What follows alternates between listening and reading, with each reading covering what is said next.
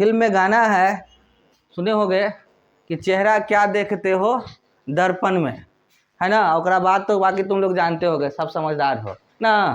नाक में बिचकार है पक्का देखे होगे। दर्पण जाके जाना, गूगल बाबा पे जाना या यूट्यूब बाबा पे जाना, कहना ना कि दर्पण वाला गाना दीजिए चेहरा वाला, तो बता देगा, है ना। तो दर्पण के बारे में जान रहे हैं कि दर्पण क्या होता है। तो यह एक चमकीला और अधिक पॉलिश किया हुआ परावर्तक पृष्ठ होता है जो अपने सामने रखी वस्तु का प्रतिबिंब बनाता है। ठीक है, बोला गया है क्या कि दर्पण क्या होता है। दर्पण और शीशा में अंतर होता है, दोनों लगभग एक ही मटेरियल होता है, लेकिन दर्पण का एक हिस्सा जो होता है वो पॉलिश होता है, रंगा हुआ रहता है, और दूसरा हिस्सा क्या होता है, परावर्तक होता है। क्या बोला गया, दर्पण क्या होता है, एक ऐसा दर्पण जिसका बाहरी हिस्सा जो होता है, जिस पर क्या कहते हैं प्रकाश की किरणें आती है, वो परावर्तक होती है, चिकनी होती है, क्योंकि जितना चिकना होगा उतना ही वो क्या होगा, परावर्तित करेगा किरण को। तो एक हिस्सा क्या होता है, परावर्तक होता है, और दूसरा हिस्सा क्या होता है, वो कैसा होता है, पॉलिश किया हुआ रहेगा। अगर पॉलिश नहीं किया हुआ रहेगा तो वो शीशा क्या होगा, पारदर्शी हो जाएगा, और प्रकाश किरणें आएगी और वो क्या हो जाएगा, सीधे चली जाएगी। तो प्रकाश का परावर्तन न होकर प्रकाश का अपवर्तन हो जाएगा। तो एक अलग टॉपिक है। लेकिन अगर दर्पण की बात की जाए तो दर्पण एक ऐसा वस्तु होता है जिसका एक हिस्सा समतल होगा, चिकना होगा, और दूसरा हिस्सा क्या होगा, पॉलिश किया हुआ होगा। जब उस पर प्रकाश की किरणें आएगी तो उसका क्या होगा, प्रतिबिंब उस पर बन जाएगा। ठीक है, जो कि आप लोग के घर में शीशा होगा उस पर देखते होगे, उसका उपयोग किए होगे। ठीक है, अब बोला गया है कि दर्पण जो होता है वह दो प्रकार का होता है। मुख्य, वैसे तो करेंगे कैटेगराइज तो बहुत होगा, लेकिन मुख्य रूप से दर्पण कितने प्रकार का होता है, दो प्रकार का। पहला समतल दर्पण और दूसरा पहला समतल दर्पण और दूसरा गोलीय दर्पण। अवतल उत्तल बाद में, पहला समतल दर्पण और दूसरा गोलीय दर्पण। तो पहले अब हम लोग जानते हैं कि समतल दर्पण क्या होता है, तो इसके बारे में देखते हैं कि इसका परावर्तक सतह क्या होता है, सपाट होता है। सपाट मतलब कि क्या होगा, पृष्ठ उसका जो होगा वो चिकना होगा और सीधा होगा, वो ऐसे करके टेढ़ा नहीं होगा, बिल्कुल सपाट होगा। तो बोला गया है क्या कि ऐसे दर्पण जिसका परावर्तक पृष्ठ समतल हो उसे क्या कहते हैं, समतल दर्पण। नाम से ही पता चला है समतल, यानी कि ऐसा दर्पण जिसका परावर्तक सतह क्या हो, समतल, यानी कि बिल्कुल बराबर हो, चिकना हो, तो उसे क्या कहेंगे, समतल दर्पण कहते हैं। और हम लोग क्या कहते हैं, हम लोग क्या, आप लोग खास करके क्या कहते हैं, बहुत बार अपना लोला रोज देखते होंगे। ठीक है ना। जब आने से पहले, लोला दिखने से पहले उठते हैं तो सबसे पहले उसी में अपना लोला देखते होंगे। ठीक है ना, जरा सा ऐसे ऐसे ऐसे ऐसे। कभी कभी तो हम देखे हैं कि अंदर बैठे रहते हैं या अंदर खड़े रहते हैं, जैसे ही कोई बच्चा क्लासेस में, देखो सच बात बोले, लाइनों आ गया। ठीक है, कि जैसे ही आता है तो गेट के सामने आएगा, एंट्री मारे से पहले सही तो हो रहा, मतलब क्या है यार, घर से चले थे तो तुम्हारा नाक मुँह ठीके था, रास्ता में आते का नकवा छोटा, मुँह में बड़का हो गया, ये था वो। लेकिन वो लोला देखने बिना नहीं मानोगे। तो आप लोग जो लोला देखते हैं जनरली, वो किस तरह के दर्पण में देखते हैं, समतल दर्पण में। ठीक है, तो कितने लोग दिन भर में कम से कम 10 बारी लोला देखते हैं, कम से कम। ये मत सोचो कि खाली लड़कियां देखते हैं, लड़का ओकरा से ज़्यादा शौकीन होता है। लड़कन तो जेब में कंघी ले घूमता है ना, देखते हो ना। चलिए अच्छी बात है। अब बाकी तो सब शरीफ बने हो गए, हम तो देखते नहीं हैं, हम तो अच्छा है, लेकिन सब देखते हैं, हमको नहीं बताइए, छुपाइए, है ना। तो आगे की ओर चलते हैं। तो ये हमारा क्या है, ये हमारा क्या है, दर्पण है। दर्पण में क्या है, महिला क्या कर रही है, उसको क्लीन कर रही है कि उसका लोला सही से दिखाई दे। ठीक है, नाक मुँह जैसन है उसने दिखाई दे, ओकरा में तरवानी गड़बड़ तो नहीं ना है। आजकल तो फैशन चला है, इसमें तो लोला की बात है, मोबाइल में से लेके 4 गोदम अपना नाक मुँह टेढ़ा करके देख लेती है। ठीक है, तो ऐसा ही क्या है, भले इतना स्माइल करके दिखा रही है, लेकिन इतना पोछे से पहले क्या होगा, एक आध बार पहले फोटो खिंचावे से पहले क्या की होगी, ऐसे देख लोगी, फोटो तो सही तो नहीं आ रहा है। अगर नहीं तो व्हाइट टोन पाउडर होगा तो हल्का हल्का लगा ली होगी। ठीक है, तो कि जितना गोरा हो जाए, कड़िया एकदम नहीं रहना, जितना गोर हो जाए, भूअर हो जाए, कुछ हो। ठीक है, तो ऐसा ही एक कर रही है। तो ये क्या है, हमारा एक समतल दर्पण का उदाहरण है। जिसमें क्या कर रहे हैं हम अपना क्या करते हैं, चेहरा देखते हैं। और इस चेहरे का खासियत है कि जब हम लोग देखते हैं मिरर में तो दायां हिस्सा बायां हिस्सा दिखाई देता है और बायां हिस्सा दायां हिस्सा दिखाई देता है। ठीक है, ये ध्यान रखना है। जब हम यहाँ पे खड़े हुए और सामने हमारा दर्पण है किस तरह का, समतल, तो हमारा ये वाला हाथ इन्हें दिखाई देगा और ये वाला हाथ इधर दिखाई देगा। ठीक है, कोई दिक्कत नहीं ना। यानी कि हमारा इमेज जो होता है हॉरिजेंटली क्या हो जाता है, पलट दिया जाता है। एक तरह का इमेज होता है जिसको वाटर इमेज कहते हैं, तो उसे वर्टिकली बदल दिया जाता है, मतलब लंबवत। और एक होता है जिसमें कि हमारा छाई सीधे आता है, परछाई आता है। और एक होता है हॉरिजेंटल, मतलब कि क्या कहते हैं, समतल बदल दिया जाता है, यानी दायां बायां हो जाता है और बायां दायां हो जाता है। तो अभी तक हमने क्या देखा, एक ऐसा दर्पण जिसका परावर्तक सतह समतल हो, चिकना हो, उसे क्या कहते हैं, समतल दर्पण कहते हैं। चलिए अब आगे की ओर चलते हैं। तो बोला गया समतल दर्पण का उपयोग, तो सबसे पहले अपना लोला देखने के लिए, है ना, क्या कह रहा है, इसका उपयोग घरों में चेहरा देखने के लिए किया जाता है। तो सब कहेगा हमू करही, शिवम करता है रे, करता है ना।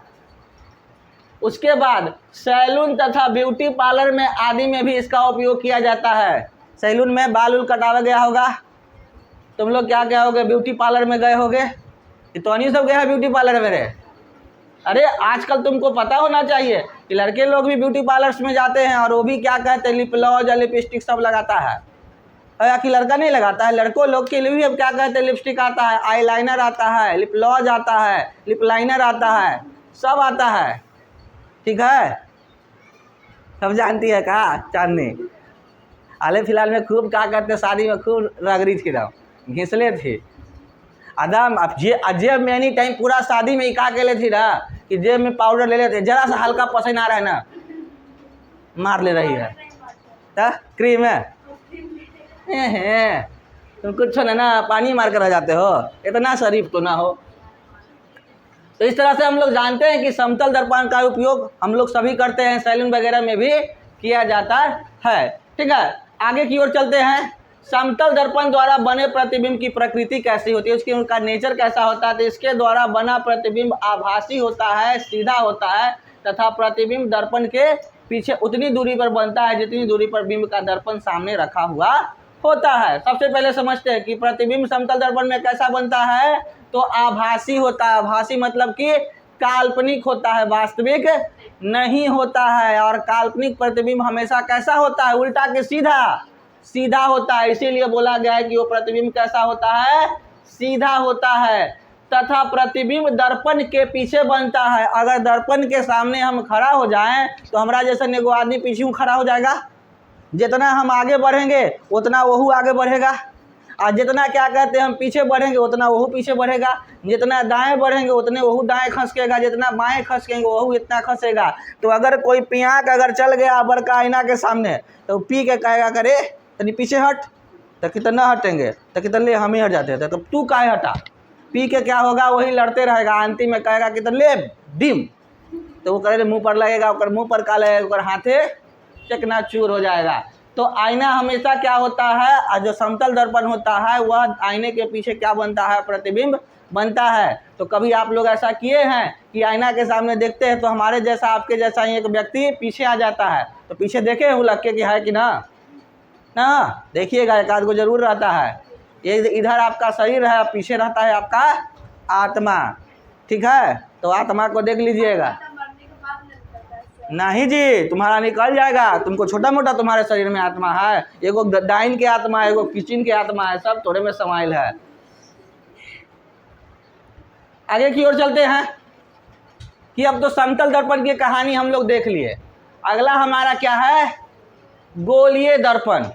ठीक है, तो गोलीय बोला गया है क्या, अब समतल दर्पण ऐसा दर्पण जिसका परावर्तक सतह कैसा होना चाहिए, समतल दर्पण की बात कर रहे हैं, समतल यानी समान होना चाहिए। तो गोलीय दर्पण, जब समतल दर्पण का परावर्तक सतह क्या होगा, समतल है, तो गोलीय दर्पण का परावर्तक सतह क्या है, गोल होगा।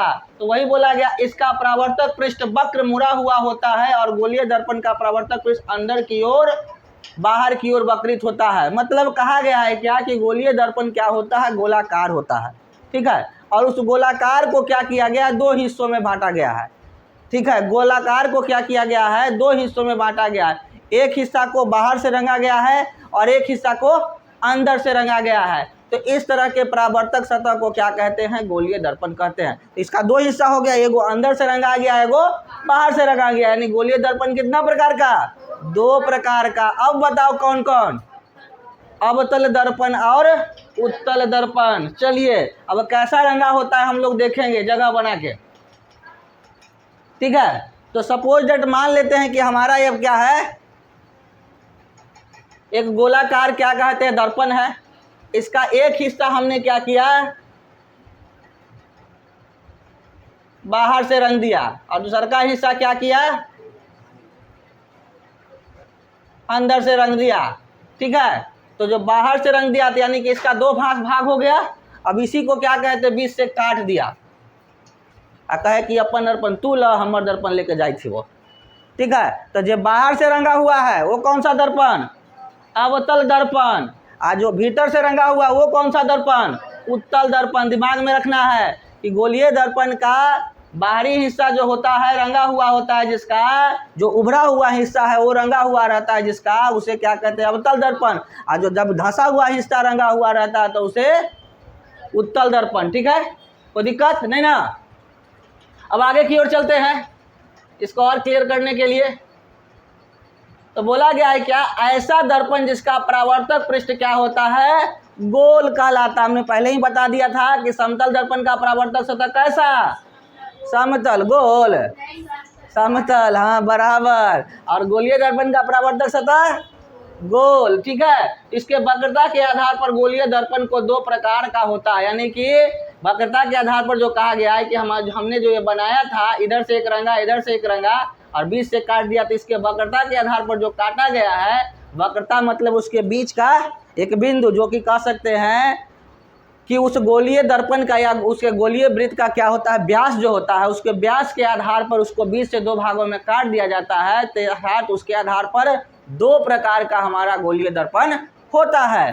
कौन कौन, वो हम लोग अब देखेंगे। जहां ना समझ में आएगा बोलना जी। गोलीय दर्पण के प्रकार, पहला क्या है? अवतल दर्पण, और दूसरा क्या? उत्तल दर्पण। तो चलिए पहले अवतल दर्पण की कहानी को हम लोग देख लेते हैं। तो दिखाई दे रहा है आप लोग को? आँख है ना? आँख है कि आलू के फाँक है? चांदनी कुमारी, आँख है कि आलू के फाँक है? हैं? पूछो ना, आई जो नहीं पता है कहो कि आँख है। सबका सविता ऐसा थोड़ी है कि आलू के फाँक है ना जी। तो बोला गया अवतल दर्पण क्या होता है, तो बोला गया है इसका परावर्तक पृष्ठ अंदर की ओर क्या होता है, अर्थात गोले के केंद्र की ओर धंसा हुआ होता है। अब इसमें देखो, एक जो एरिया है पीछे वाला, ये क्या है? रंगा हुआ है, पॉलिश किया हुआ है, और ये वाला जो एरिया है वो रंगा हुआ नहीं है। तो अब जो रंगा हुआ नहीं है वहीं से न प्रकाश क्या होगा? परावर्तित होगा। तो जहाँ से प्रकाश परावर्तित होता है उसे परावर्तक सतह कहते हैं, और जहाँ से प्रकाश परावर्तित नहीं होता है, रंगा हुआ होता है, उसे क्या कहते हैं? पॉलिश किया हुआ भाग। तो किसी भी दर्पण में हमने बताया है चाहे कैसा भी हो, उसका दो भाग होगा, एगो रंगा हुआ भाग और एगो परावर्तक सतह। तो हमारा अवतल दर्पण में दो भाग है, एगो रंगा हुआ है और एगो धंसा हुआ है। तो जो धंसा हुआ भाग है वो परावर्तक सतह है, वो रंगा हुआ नहीं है, और जो उभरा हुआ भाग है वो पॉलिश किया हुआ है, रंगा हुआ है, ठीक है। तो इसमें ए वाला जो हिस्सा हुआ परावर्तक सतह हुआ, और ये वाला हिस्सा जो हुआ उसे क्या कहेंगे? पॉलिश किया हुआ। तो परावर्तक सतह क्या होगा? सामने का भाग होगा, और पॉलिश किया हुआ भाग किधर का भाग होगा? पीछे का भाग, यानी कि पर्दा के पीछे और पर्दा के आगे। बात समझ में आया? कभी कभी पूछे जाएगा कि ये इमेज होगा पर्दा के पीछे बनेगा कि पर्दा के आगे। तो जो परावर्तक सतह की ओर बनेगा तो पर्दा के आगे, और पॉलिश किया हुआ जगह पे बनेगा तो पर्दा के पीछे, पर्दा के नीचे, पर्दा के पीछे। अब आगे की ओर चलते हैं। फिगर जो है आप लोग मस्त बना लीजिएगा जी, बहुत काम का चीज़ है और आपके एग्जाम में पूछता है, ठीक है। कभी कभी अवतल दर्पण और उत्तल दर्पण में अंतर भी 3 नंबर में पूछता है, तो ध्यान रखिएगा, बना लीजिएगा, ये काम की चीज़ है। आगे की ओर चलते हैं। उत्तल दर्पण, तो उत्तल दर्पण के बारे में बोला गया है क्या, इसका परावर्तक पृष्ठ बाहर की तरफ उभरा हुआ रहता है। देखो अब इसमें देखो, अंदर वाला भाग जो धंसा हुआ भाग है वो रंगा हुआ है, और परावर्तक सतह जो है उभरा हुआ भाग वो क्या है, परावर्तक है। तो यहाँ पर से प्रकाश यहाँ से परावर्तित होगा कि यहाँ से परावर्तित होगा, यहाँ से जो रंगा हुआ भाग होगा वहाँ से परावर्तित नहीं होता है, जो बिना रंगे हुए होता है वहीं से प्रकाश परावर्तित होता है। बात समझ में आया। तो बोला गया है क्या, ये जो हमारा भाग है वो क्या है, अब देखो ये पर्दा का क्या कहते हैं, पिछला भाग, और ये पर्दा का अगला भाग। ध्यान में रखना है कहाँ पर्दा का पीछे भाग होता है, पर्दा के आगे कौन होता है, ठीक है। तो इसको ध्यान में रखना है कि पर्दे के पीछे कौन है और पर्दे के बाहर कौन है, ठीक है। तो यहाँ पर भी बोला गया है उत्तल दर्पण क्या होता है, वैसा दर्पण जिसका उभरा हुआ भाग परावर्तक हो और धंसा हुआ भाग पॉलिश किया हुआ हो, तो वैसे दर्पण को क्या कहते हैं, उत्तल दर्पण कहते हैं। फिर से रिपीट कर रहे हैं, वैसा गोलीय दर्पण जिसका परावर्तक सतह उभरा हुआ हो और धंसा हुआ भाग पॉलिश किया हुआ हो, तो वैसे दर्पण को क्या कहते हैं, उत्तल दर्पण कहते हैं। कोनो दिक्कत नहीं ना। आगे की ओर चलते हैं। ये फिगर जो है बढ़िया से बना लीजिएगा जी, छोड़िएगा नहीं। अब गोलीय दर्पण के कुछ भाग हैं, इसके बारे में जानेंगे कि गोलीय दर्पण का क्या होता है। जैसे कि ध्रुव है, वक्रता केंद्र है, वक्रता त्रिज्या है, ये सब डिफिनीशंस वगैरह पूछता है जो ध्यान से देखना है और समझना है। तो ध्रुव के बारे में समझते हैं। तो बोला गया है क्या कि गोलीय दर्पण के परावर्तक पृष्ठ के केंद्र को दर्पण का क्या कहते हैं, ध्रुव कहते हैं। क्या बोला गया, क्या कहा गया कि गोलीय दर्पण के परावर्तक पृष्ठ के केंद्र को क्या कहा जाता है, दर्पण का ध्रुव कहते हैं, और इसे क्या कहते हैं, पी से सूचित कहते हैं, यानी कि पोल होता है। जैसे कि हमारा क्या है, यहाँ पे जगह का थोड़ा सा अभाव है, देख लेते हैं यहाँ पे जगह बनाते हैं, जगह हाँ यहाँ जगह है, यहाँ पे चलिए। अब यहाँ पर क्या करते हैं, एक दर्पण बना लेते हैं, जिससे पूछेंगे वही बताएगा, पहले कोई फुरफुराएगा नहीं, जे फुरफुराएगा ना ओकरा चुरचुरा देंगे।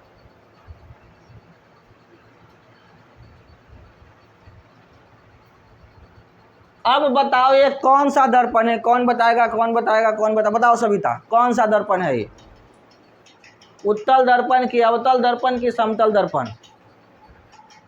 टाइम नहीं है, जल्दी से बताओ क्या, उत्तल दर्पण। आप बताइए, अवतल दर्पण। तुम बताओ शिवम, उत्तल दर्पण। तुम बताओ शिवानी, समतल दर्पण। शाबाश, यही तो राइट चॉइस। अरे बुढ़वा केकरा में समतल कहाँ है, कहाँ ध्यान है आपका, कहाँ ध्यान है, ना ये उत्तल है ना समतल है, ये अवतल दर्पण है। हमने क्लियर कट बोला, जिसका धंसा हुआ भाग परावर्तक हो और उभरा हुआ भाग रंगा हुआ हो, तो वैसे गोलीय दर्पण को अवतल दर्पण कहते हैं। तो ये हमारा क्या है, अवतल दर्पण है। और अवतल दर्पण में बताया गया, अब हम लोग कह रहे थे क्या कि ध्रुव क्या होता है, तो इस अवतल दर्पण का परावर्तक सतह कौन सा हिस्सा है, ये वाला हिस्सा है। तो इसका जो केंद्र होगा, इसके बीच का जो हिस्सा होगा, इसे ही क्या कहेंगे, ध्रुव कहेंगे, और इंग्लिश में इसे क्या कहेंगे, पोल कहेंगे, और सूचित किससे करेंगे, पी से। ठीक है, कोई दिक्कत नहीं ना। अब उसके बाद आते हैं, अगला हिस्सा हमारा क्या है, बोला गया वक्रता केंद्र। तो बोला गया है गोलीय दर्पण का परावर्तक पृष्ठ एक गोले का भाग है, इस गोले के केंद्र को गोलीय दर्पण का वक्रता केंद्र कहते हैं। हमने पहले ही बताया था कि अवतल दर्पण हो या उत्तल दर्पण हो, कहाँ से बना है, गोला से बना है ना, गोला से। तो हमारा ये क्या है, अगर इसको किया जाए तो ये क्या है, गोला है। एगो बाहर से रंगा हुआ है और एगो क्या किया हुआ है, अंदर से रंगा हुआ है। हमने क्या किया था कुछ देर पहले कि इसको बीच में वो क्या करेंगे, रेखा खींच देंगे। तो रेखा खींचे तो इसके बीच वाला जो केंद्र होगा क्या कहेंगे, इसको केंद्र कहेंगे ना। तो अगर इसको हमने बीच से काट दिया, यहाँ से काट दिया, यहाँ से काट दिया, तो चाहे अवतल दर्पण की बात की जाए, चाहे उत्तल दर्पण की बात की जाए, जो हमारा बीच वाला जो केंद्र है वही क्या कहलाएगा, वक्रता केंद्र कहलाएगा। क्या कहलाएगा, अगर गोलीय दर्पण चाहे उत्तल दर्पण हो या अवतल दर्पण हो, उस गोले के बीच का केंद्र जो होगा वही उस दर्पण का क्या होगा, वक्रता केंद्र होगा। और वक्रता केंद्र को किससे सूचित करते हैं, सी से सूचित करते हैं। सी बोले तो सेंटर, और सेंटर को हिंदी में क्या कहते हैं, केंद्र कहते हैं। बात समझ में आया। सेंटर क्या हो गया, वक्रता केंद्र क्या हुआ, तो किसी भी खोखले गोले दर्पण का या गोलीय दर्पण के केंद्र को ही क्या कहते हैं, वक्रता केंद्र कहते हैं। सिंपल सा, कुछ डिफिनेशन याद नहीं है तो कहना क्या है कि गोलीय दर्पण के केंद्र को ही अवतल या उत्तल दर्पण का वक्रता केंद्र कहते हैं, जिसे किससे सूचित करते हैं, सी से सूचित करते हैं। कौनो दिक्कत नहीं ना। आगे की ओर चलते हैं। वक्रता त्रिज्या, अब क्या होता है इसके अंदर, अगला टर्म क्या है, वक्रता त्रिज्या। तो ध्रुव से वक्रता केंद्र के बीच की दूरी को क्या कहते हैं, वक्रता त्रिज्या कहते हैं। और वक्रता त्रिज्या को किससे सूचित करते हैं, आर से सूचित करते हैं। बोला गया है क्या कि किसी दो गोलीय दर्पण के अंदर चाहे वो अवतल हो या उत्तल हो, ध्रुव से वक्रता केंद्र के बीच की दूरी को क्या कहते हैं, वक्रता त्रिज्या कहते हैं। या ऐसे भी कहते हैं कि किसी गोलीय दर्पण के त्रिज्या को ही वक्रता त्रिज्या कहते हैं। क्या बोला गया, किसी गोलीय दर्पण की त्रिज्या को ही वक्रता त्रिज्या कहते हैं। किसी गोलीय दर्पण के केंद्र को ही वक्रता केंद्र कहते हैं। क्या बोला गया, किसी गोलीय दर्पण के केंद्र को वक्रता केंद्र कहते हैं, किसी गोलीय दर्पण की त्रिज्या को वक्रता त्रिज्या कहते हैं। वक्रता केंद्र को किससे सूचित करते हैं, पी से, सी से, और वक्रता त्रिज्या को हम जो बोलते हैं उसकी बातों पर लाइन बाय लाइन टक टक टक करके ध्यान दीजिए, नहीं तो गड़बड़ा जाइएगा, है ना। आगे की ओर चलते हैं। वक्रता त्रिज्या के बाद मुख्य अक्ष। मुख्य अक्ष क्या होता है तो उसके बारे में समझते हैं। तो बोला गया क्या कि गोलीय दर्पण के ध्रुव एवं वक्रता केंद्र से होकर गुजरने वाला एक सीधी रेखा जो होता है उसे क्या कहते हैं, मुख्य अक्ष कहते हैं।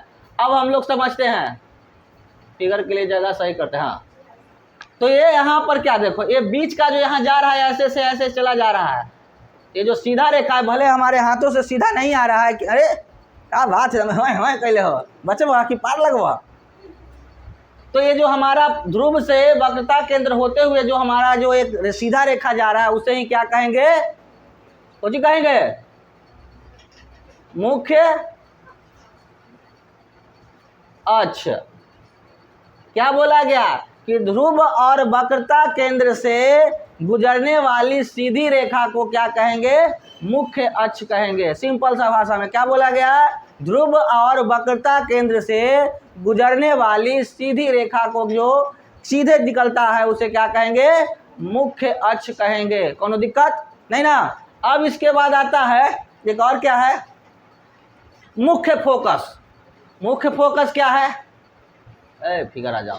तो अनंत से आती हुई किरणें, क्या बोला गया, अनंत से आती हुई किरणें जब अगर अनंत से आएगा किसी दर्पण पे, चाहे उत्तल दर्पण पे आए या अवतल दर्पण पे आए, अनंत से आती हुई किरणें परावर्तन के बाद जिस बिंदु से गुजरेगी उसे ही क्या कहेंगे, फोकस कहेंगे। क्या बोला गया है, कोई भी दर्पण हो, चाहे अवतल दर्पण हो या उत्तल दर्पण हो, अनंत से आती हुई किरणें परावर्तन के बाद जिस बिंदु से गुजरती है उस बिंदु को उस दर्पण का फोकस कहते हैं। क्या बताएं कि अनंत से आती हुई किरणें किसी परावर्तक सतह पर पड़ने के बाद जिस बिंदु से गुजरती है उस बिंदु को उस दर्पण का क्या कहते हैं, फोकस कहते हैं। और फोकस को कौन से सूचित करते हैं, एफ से, ठीक है।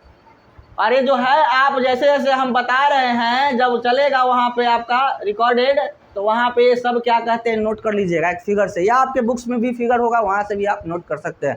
फिगर का बहुत, फिजिक्स में फिगर बड़ा ही इम्पॉर्टेंट है जी। जितना बढ़िया फिगर उतना ही बढ़िया राउंड फिगर में नंबर मिलेगा, और जितना खराब फिगर उतने बढ़िया गोल गोल लड्डू, बेसन के लड्डू, हाँ बेचने के लड्डू, ये पता न चलता कैसे रिजल्ट कर बने। आगे की ओर चलते हैं, फोकस दूरी क्या होता है। तो ध्रुव से फोकस के बीच की दूरी को क्या कहते हैं? क्या कहते हैं? फोकस दूरी। बोला गया क्या कि फोकस दूरी किसे कहते हैं? तो किसी दर्पण में ध्रुव से फोकस के बीच की दूरी को फोकस दूरी कहते हैं। क्या बोला गया? किसी दर्पण में ध्रुव से फोकस के बीच की दूरी को क्या कहते हैं? फोकस दूरी कहते हैं। कोई दिक्कत? फिर से अब रिपीट करते हैं। ध्रुव क्या होता है? तो किसी दर्पण के बीच के केंद्र को जहां से मुख्य अक्ष गुजरता है उसे क्या कहते हैं? ध्रुव कहते हैं। वक्रता केंद्र किसे कहते हैं? तो किसी गोलीय दर्पण के केंद्र को उसका वक्रता केंद्र कहते हैं। ठीक है। और वक्रता केंद्र को किससे सूचित करते हैं? तो सी से सूचित करते हैं। अब ध्रुव से वक्रता केंद्र के बीच की दूरी को क्या कहते हैं? वक्रता त्रिज्या कहते हैं, जिसे हम लोग किससे सूचित करते हैं? आर से सूचित करते हैं। अगला टर्म हमारा क्या था? फोकस था, मुख्य अक्ष था। मुख्य अक्ष क्या होता है कि वैसा सीधा रेखा जो किसी भी दर्पण के ध्रुव से और वक्रता केंद्र से होते हुए गुजरता है, तो उसे क्या कहते हैं? मुख्य अक्ष कहते हैं। कोई दिक्कत यहाँ तक? अब फोकस किसे कहते हैं? तो किसी दर्पण में अनंत से आती हुई किरणें परावर्तन के बाद मुख्य अक्ष के जिस बिंदु पर मिलती है उस बिंदु को उस दर्पण का क्या कहते हैं? फोकस कहते हैं। और ध्रुव से फोकस के बीच की दूरी को क्या कहते हैं? फोकस दूरी कहते हैं। तो कोई दिक्कत यहाँ तक नहीं ना? ध्यान से अगर पढ़िएगा ना तो आधा आपको तो याद हो जाएगा जी। हमनी को तो याद हो जाता है, तो नहीं याद होता है। खाना में क्या खाते हो सुबह शाम? भात। भात खेब ना ज़्यादा तो जीवन भर जहाँ तहाँ खेब खाली लात। ठीक है। इसलिए भात नहीं, कौची खाओ? रोटी खाओ। वो भी कौची का रोटी? मकई के, बाजरा के। खाली गेहूं के रोटी से ना कुछ होगा, समझे ना? तो कहाँ से मिलेगा? तो बाजार से। आगे की ओर चलते हैं। फोकस दूर तक तो क्लियर हो गया। द्वारक। तो द्वारक को हम लोग देखते हैं। टाइम कितना हुआ ऐसे? 6:55, 5:35 से हुआ अभी। चलो तब तो बढ़िया से चलेगा। तो बोला गया क्या कि द्वारक क्या होता है? तो गोलीय दर्पण का परावर्तक पृष्ठ अधिकांशतः गोलीय ही होता है। इस पृष्ठ की एक वृत्ताकार सीमा रेखा होती है। गोलीय दर्पण के परावर्तक पृष्ठ की इस सीमा रेखा को व्यास दर्पण या द्वारक भी कहते हैं। क्या बोला गया कि गोलीय दर्पण का परावर्तक पृष्ठ अधिकांशतः गोलीय ही होता है। बोला गया कि अब गोलीय दर्पण है तो उसका परावर्तक सतह क्या होगा? गोल ही होगा। ठीक है। अब उसके बाद बोला गया कि इस पृष्ठ की एक वृत्ताकार सीमा रेखा होती है। अब होता है तो अब हमारा ऐसा है तो इसका एक क्या है? सीमा रेखा है, मतलब एक क्षेत्र है जहाँ तक ही जा सकता है। तो उस बोला गया है क्या कि सीमा रेखा गोलीय दर्पण के परावर्तक पृष्ठ की इस सीमा रेखा को, मतलब यहाँ से यहाँ तक ये जो सीमा है क्या है? यहाँ से यही ना होगा जी। अब हमारा क्या कहते हैं? वृत्त या गोला इतना बड़ा है तो लाइन इतना बड़ा खींच सकते हैं? नहीं ना खींच सकते। इसको ज़्यादा से ज़्यादा कहाँ तक खींच सकते हैं? यहाँ तक और यहाँ तक, इतने खींच सकते हैं। तो यह जो व्यास बनता है, ये जो व्यास बनता है उसे ही क्या कहते हैं? द्वारक कहते हैं। दर्पण का द्वारक कहें या दर्पण का व्यास कहें, चीज वही है। क्या बोला गया? दर्पण का द्वारक कहें या दर्पण का व्यास, चीज वही है। ठीक है। आगे की ओर चलते हैं। अब हम लोग समझेंगे क्या कि प्रतिबिंब की स्थिति, प्रकृति, ये सब के बारे में जानेंगे।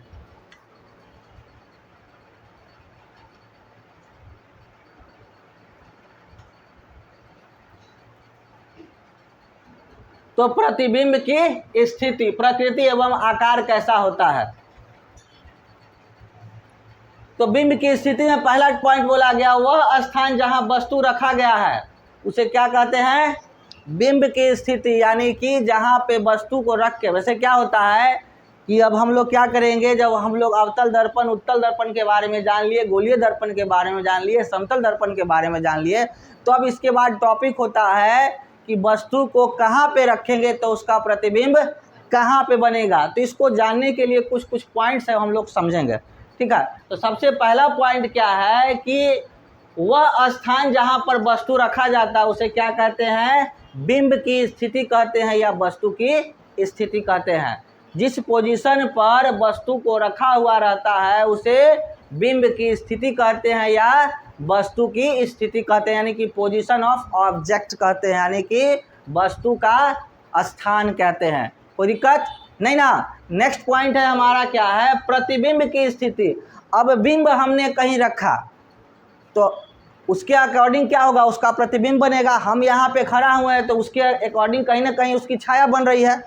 तो कहाँ पे वस्तु रखेंगे तो उसकी कहाँ पे छाया बनेगी, तो जहाँ पे छाया बनता है वही उसकी प्रतिबिंब की स्थिति है। और प्रतिबिंब जो होगा वास्तविक भी हो सकता है और काल्पनिक भी हो सकता है, ठीक है। क्या बोला गया, प्रतिबिंब जो होगा वास्तविक भी हो सकता है और काल्पनिक भी हो सकता है। अगर प्रतिबिंब बोल्ड लाइन से अगर खींचा जाता है अगर प्रतिबिंब बोल्ड लाइन से, अगर गाढ़े लाइन से लिखा जाता है तो वस्तु क्या होगा, वास्तविक होगा। और याद हम प्रतिबिंब बनाते हैं तो अगर वास्तविक प्रतिबिंब बनने जा रहा है तो उसे सीधा रेखा से खींचेंगे, लेकिन वहीं पर अगर प्रतिबिंब काल्पनिक बन रहा है तो उसे डॉट डॉट लाइन से खींचेंगे। अगर सीधा खींचना है तो ऐसे पूरा बोल्ड लाइन हो गया, और अगर क्या कहते हैं काल्पनिक होगा तो ऐसे ऐसे ऐसे ऐसे दर्शाएंगे, ठीक है। तो काल्पनिक प्रतिबिंब को दर्शाने का तरीका ये हो गया और वास्तविक प्रतिबिंब को दर्शाने का तरीका ऐसे वाला बोल्ड लाइन हो गया। बात समझ में आया। आगे की ओर चलते हैं। प्रतिबिंब की क्या हो गई साइज। यह प्रतिबिंब का आकार है जो वह बताता है कि वस्तु का प्रतिबिंब वस्तु से छोटा बना है या बराबर बना है या वस्तु के बराबर होता है।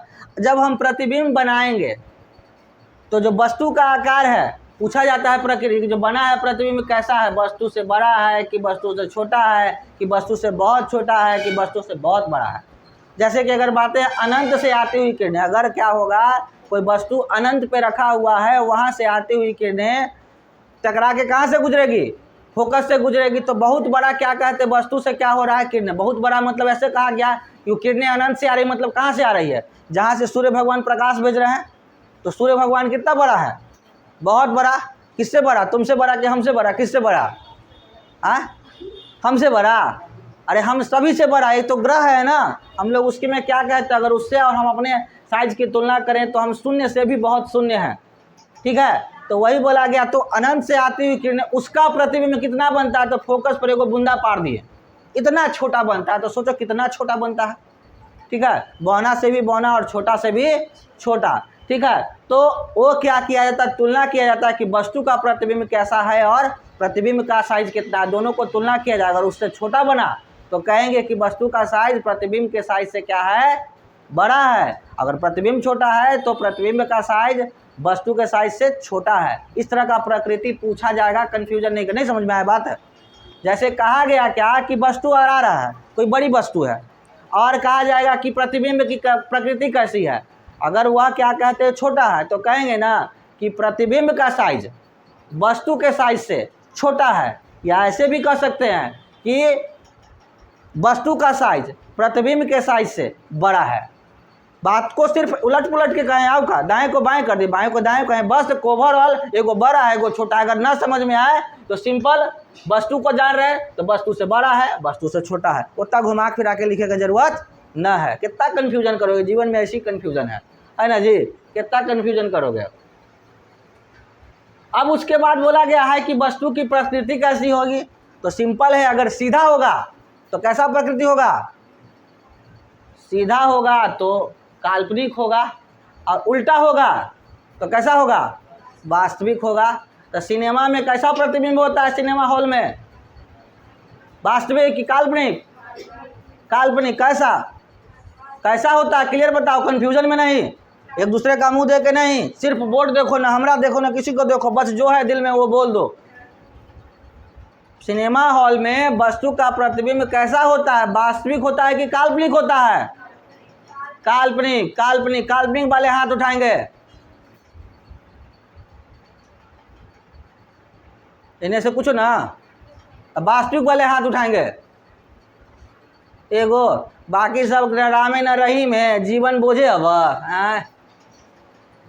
अरे जब पढ़ा रहे तो समझो। तो सिनेमा हॉल में, अच्छा सिनेमा हॉल में कितने लोग सिनेमा देखने गए हैं? बस एगो। बाबा तो गेला जजमान के खर्चा से रे कि अपने से? अपने खर्चा से। अभी होता है ना कि दान में जाइए बाबा, आज दान में दक्षिणा ना देगा, चलिए आपको मोना सिनेमा हॉल में फिल्में दिखा देंगे, है ना। दान में कुछ भी मिल सकता है ना, क्या दिक्कत है। आज दक्षिणा 551 नहीं, सिनेमा के टिकटें मिल गया, चलिए घुमाइए।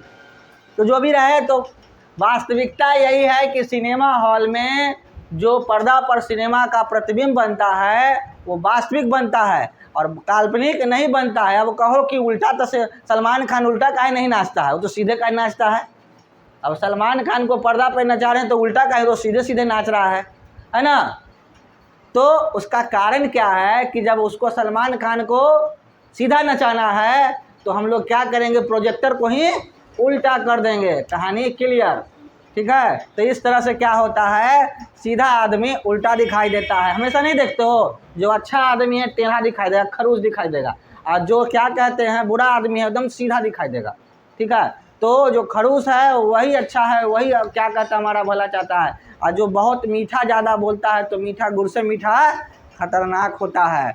गुड़ से मीठा क्या होता है, खतरनाक। तो ज़्यादा मीठे, अगर कोई मीठा बोलता है तो उससे थोड़ा सा डिस्टेंस बना के रखिए। मीठा वाला बड़ा खतरनाक होता है, क्योंकि उससे वो तो डायबिटीज़ पेशेंट है, ये आपको भी डायबिटीज़ पेशेंट कर देगा। तो जो कड़वा बोलता है समझो कि यही मेरा सच्चा मित्र है, जो मीठा बोलता है वो सच्चा मित्र नहीं है, ठीक है। तो सच्चा मित्र जैसे ही मिले, अगर जो कड़वा बोले तो उससे गले से लगा लो, और जो मीठा बोले एक थाप कट्टिस। तो ये मीठा बोलते हैं, कड़वा बोलती है, हाँ कड़वा, तब तो पार्टिस कर लो। कट्टिस पार्टिस समझते हो कि नहीं तुम लोग? हम लोग बचपन में करते थे कट्टिस पार्टिस, कट्टिस पार्टिस। अगर दोस्ती हुआ तो 5 मिनट पहले पार्टिस हो गया, 5 मिनट बाद कट्टिस। तुम लोग शायद नहीं करते होगे। तुम लोग आजकल क्या कहते हैं, व्हाट्सएप, फेसबुक और ट्विटर पर तो कट्टिस पार्टिस करते हो। अब समय बदल गया, टेक्नोलॉजी बदल गई। अब देखो कुछ यहाँ पर बताया भी गया है कि वास्तविक प्रतिबिंब और उल्टा। तो बोला गया है कि अगर वास्तविक होगा तो उल्टा होगा। यह प्रतिबिंब सदैव दर्पण के सामने एवं उल्टा बनता है। अगर प्रतिबिंब वास्तविक होगा तो उल्टा होगा, एकदम कन्फर्म जान लो। वास्तविक होगा तो उल्टा होगा, और वैसा प्रतिबिंब वास्तविक भी और उल्टा भी है तो कहाँ पे बनेगा, तो सदैव दर्पण के सामने बनता है। क्या बोला गया कि वास्तविक और उल्टा प्रतिबिंब दर्पण के सामने बनता है, एकदम दिमाग में रखना है। आभासी और सीधा प्रतिबिंब क्या बनता है, दर्पण के पीछे, यानी कि पर्दे के पीछे बनता है, ठीक है। और पर्दा ही मत समझ लेना कि पर्दा का मतलब क्या कहते, घरे में बिछावल सफेदा है जे, तो क्या करना, देखना ऊपरे का सामान रखना और वस्तु रख देना, क्या कहते हैं पलंग पर, और नीचे देखे कि हमारे कन्ने सामान रखल है। तो वो तो कि सर तो कहे थे कि प्रतिबिंब इसका पर्दे के पीछे बनेगा, तो पर्दा तो हमारे नीचे रखल है, तो वही वाला नहीं देख लेना। देखना है क्या है कि हम दर्पण की बात कर रहे हैं, आपके घर में बिछाने वाला बेडशीट और पर्दे की बात नहीं कर रहे हैं, ठीक है। अभी तक किसको किसको लग रहा था ये वाला पर्दा की बात, सोनी लग रहा था वही वाला पर्दा के बाद हंसते हंसते गिरी तो हम गिरा देंगे, बताते हैं पहले हंसो हिसाब से। तो आगे की ओर चलते हैं। अवतल दर्पण में बनने वाले प्रतिबिंब। अब यहाँ पर देखते हैं क्या कि वस्तु की स्थिति पर निर्भर करता है कि अवतल दर्पण में कहाँ कहाँ पे प्रतिबिंब बनता है। तो देखो, अवतल दर्पण में बनने वाला प्रतिबिंब, उत्तल दर्पण में बनने वाला प्रतिबिंब, इसके लिए हमने अलग से एक वीडियोज बना के रखा है, ठीक है, जिसमें वस्तु को दिखाया गया कहाँ पे रखेंगे तो कैसा प्रतिबिंब बनेगा। तो आप लोग वहाँ से देख लीजिएगा और कंप्लीट कर लीजिएगा। तो आज जो बताएं इतना ही, ज़्यादा नहीं, ठीक है। तो आज बताएं, इसमें कोई दिक्कत नहीं ना, चलिए तो बाकी